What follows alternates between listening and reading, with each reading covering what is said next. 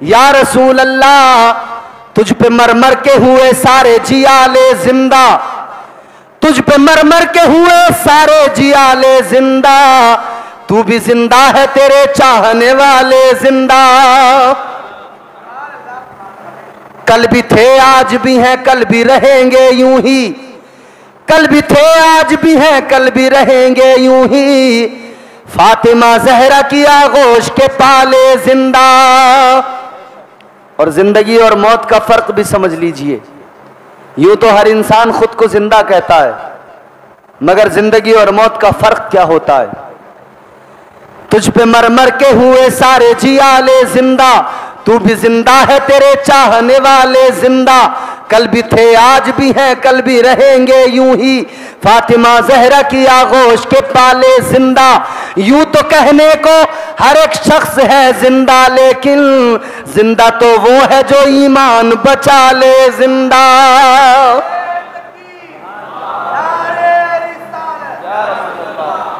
अबू जहल ने कंकरियों को कलमा पढ़ते देखा, मगर उसने फिर भी कलमा नहीं पढ़ा। यही अबू जहल था। इसने एक दिन मंसूबा बनाया था, क्योंकि ये तो हमेशा तकलीफें देता था हुजूर को, हमेशा मंसूबे बनाता था कैसे परेशान करूं, कैसे तकलीफ पहुंचाऊं। तो इसने एक रोज सोचा कि फजर से पहले सहरी के वक्त में हुजूर बैतुल्लाह शरीफ जाकर तहज्जुद अदा करते थे, नमाज तहज्जुद पढ़ा करते थे उस वक्त में। तो सुबह सादिक के उस वक्त में, सहरी के वक्त में हुजूर तहज्जुद के लिए जाते थे। तो जब हुजूर जाते थे उस वक्त में अंधेरा होता था। तो अबू जहल ने सोचा कि अंधेरे का वक्त है, अंधेरे के वक्त में चलो इन्हें तकलीफ पहुंचाऊं, परेशान करूं। इसने क्या किया, रास्ते में एक गड़ा बनाया, एक गड़ा तैयार किया इसने रास्ते में, और उसको गड़े को तैयार करने के बाद में इसने सोचा कि अंधेरा होगा, जब आएंगे तो इसके अंदर गिर जाएंगे।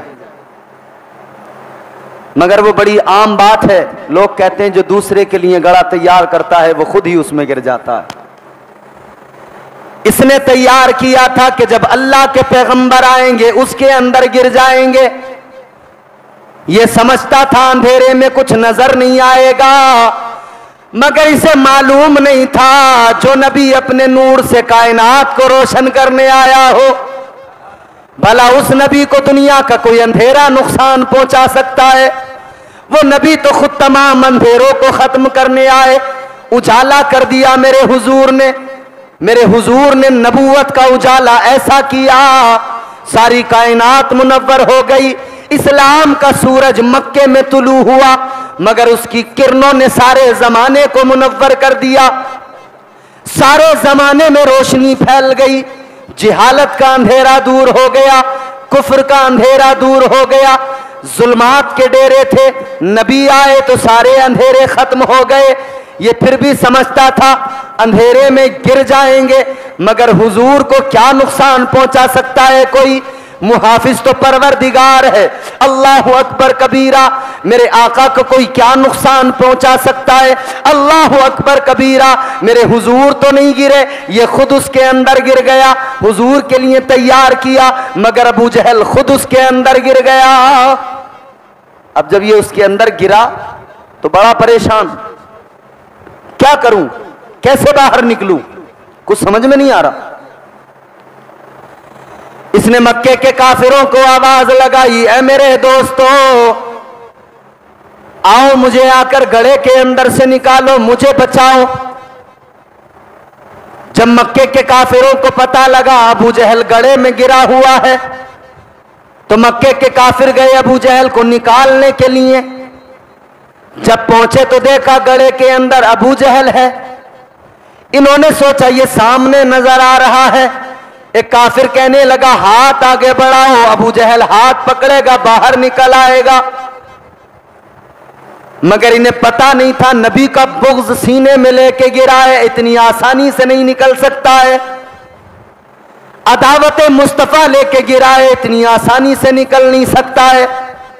एक काफिर आगे बढ़ा, उसने हाथ बढ़ाया, उसे लगा हाथ पकड़ेगा मेरा बाहर निकल आएगा। मगर इसने हाथ बढ़ाया, हाथ अबू जहल तक नहीं पहुंचा। अबू जहल कहने लगा, तूने हाथ अंदर क्या डाला? मुझे ऐसा लगा मैं और नीचे को घुस गया हूं, मुझे ऐसा लगा मैं और जमीन में धंस गया हूं। अल्लाह अकबर। कहने लगे, अच्छा हाथ से नहीं आता तो चलो रस्सी का इंतजाम करो, रस्सी अंदर डालो, ये पकड़ेगा, हम खींच लेंगे। लंबी रस्सी लेकर आ गए। मक्के के काफिरों ने लाकर रस्सी गले के अंदर डाली। ये इधर रस्सी डालते जा रहे हैं, रस्सी डालते जा रहे हैं, मगर रस्सी अबू जहल के करीब तक नहीं पहुंच रही है। अल्लाह अकबर कबीरा। अबू जहल ने देखा, कहने लगा, ए मेरे दोस्तों, रस्सी अंदर न डालो, इसलिए कि मुझे पता लग गया अगर तुम रस्सी और लंबी डालोगे, तुम नीचे मुझे निकालने के लिए रस्सी डाल रहे हो और मुझे लगता है मैं जमीन में धंस रहा हूं। अगर और तुमने रस्सी डाली, कहीं ऐसा ना हो मैं तहतुस्सरा में पहुंच जाऊं। अब रस्सियां न डालो।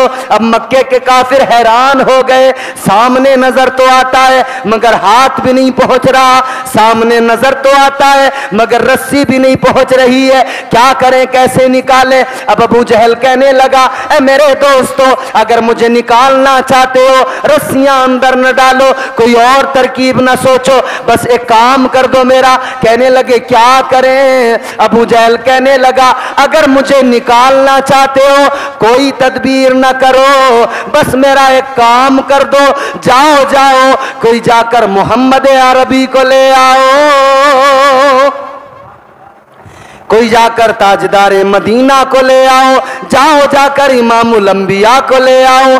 ऐ लोगो, सब रहमत का हिस्सा मांग रहे हैं। आज कलमा पढ़ने वाला रहमत का हिस्सा नहीं मांगता, वो अपनी अलग 1.5 ईंट की बात रखता, कहता नबी तो मर के मिट्टी में मिल गए, अब क्या मिलेगा उनसे। मगर याद रहे हमारा अकीदा ये है, या रसूल अल्लाह, तुझ पे मर मर के हुए सारे जियाले जिंदा, तुझ पे मर मर के हुए सारे जियाले जिंदा, तू भी जिंदा है, तेरे चाहने वाले जिंदा। कल भी थे आज भी हैं कल भी रहेंगे यूं ही, कल भी थे आज भी हैं कल भी रहेंगे यूं ही, फातिमा जहरा की आगोश के पाले जिंदा। और जिंदगी और मौत का फर्क भी समझ लीजिए। यूं तो हर इंसान खुद को जिंदा कहता है, मगर जिंदगी और मौत का फर्क क्या होता है? तुझ पे मर मर के हुए सारे जियाले जिंदा, तू भी जिंदा है, तेरे चाहने वाले जिंदा, कल भी थे आज भी हैं कल भी रहेंगे यूं ही, फातिमा जहरा की आगोश के पाले जिंदा। यूं तो कहने को हर एक शख्स है जिंदा, लेकिन जिंदा तो वो है जो ईमान बचा ले जिंदा।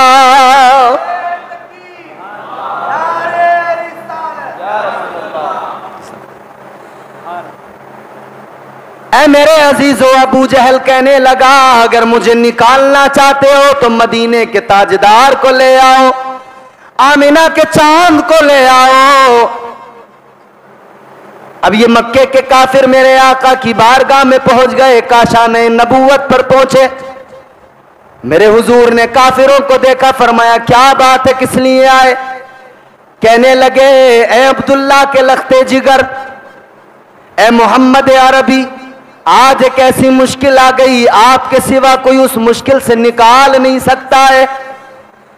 मेरे आका ने फरमाया, बात बताओ, बात क्या है?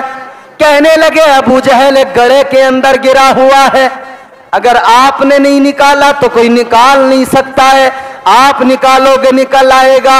आज वो आपको मदद के लिए पुकार रहा है, आज वो आपको बुला रहा है, आप उसकी मदद कीजिए।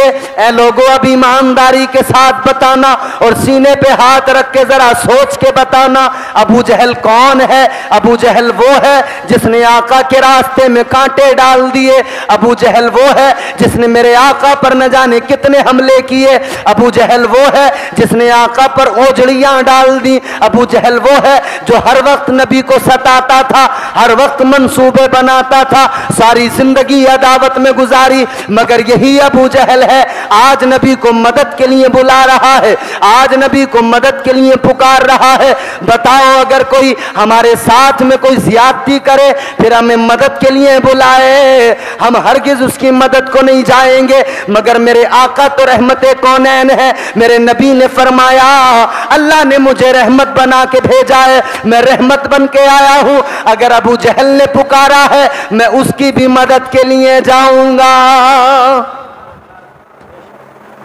हुजूर ने फरमाया मदद के लिए जरूर जाऊंगा। अब सोचें,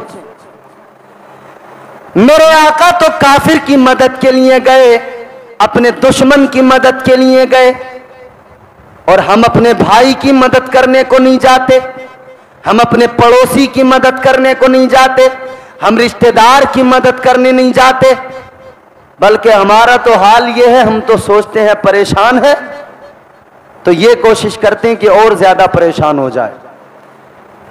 मदद तो क्या करेंगे और उसे उलझाने की कोशिशें करते हैं। मगर हुजूर का किरदार यह है कि काफिर भी बुलाता है, दुश्मन भी बुलाता है, तो मेरे नबी उसकी मदद के लिए भी जाते हैं। अबू जहल ने पुकारा है, मदद के लिए बुला रहा है, मेरे आका का शान नबूवत से निकले, पहुंच गए मेरे आका उसी जगह पर, गले के अंदर अबू जहल पड़ा है। मेरे आका पहुंचे और मेरे मुस्तफा करीम ने देखा सामने पड़ा है अबू जहल। मेरे मुस्तफा करीम ने नबूवत वाला मुकद्दस हाथ अंदर डाला। ऐ लोगों गौर करो, जहां रस्सियां न पहुंच सकी, लंबी लंबी रस्सियां न पहुंच सकी, मेरे आका ने रहमत वाला हाथ डाला, हाथ अबू जहल के पास पहुंच गया। अबू जहल ने हाथ पकड़ा, मेरे नबी ने एक लम्हे में खींच के बाहर निकाल दिया। तो नबी तो रहमते कौनैन है, जो पुकारे जब पुकारे जहां पुकारे मेरे हुजूर करम फरमाते हैं। फिर इसीलिए तो मेरे इमाम ने कहा, या रसूल अल्लाह, चमक तुझसे पाते हैं सब पाने वाले, चमक तुझसे पाते हैं सब पाने वाले, मेरा दिल भी चमका दे चमकाने वाले, बरसता नहीं दे करब रे रहमत, बदों पर भी बरसा दे बरसाने वाले, तू जिंदा है वल्ला, तू जिंदा है वल्ला, मेरी चश्मे आलम से छुप जाने वाले। हुजूर तो काफिर की भी मदद करते हैं, शैतान आया उसे भी रहमत का हिस्सा मिल गया, अबू जहल आया उसे भी रहमत का हिस्सा मिल गया। जो आता है वो खाली हाथ नहीं जाता है। अबू जहल को भी मदद मिली मुस्तफ़ा की। अब हम एक लम्हे के लिए यहां ठहर के सोचें, मेरे हुजूर दुश्मन की भी मदद करें, काफिर की भी मदद करें, मोमिन मोमिन की मदद नहीं कर सकता।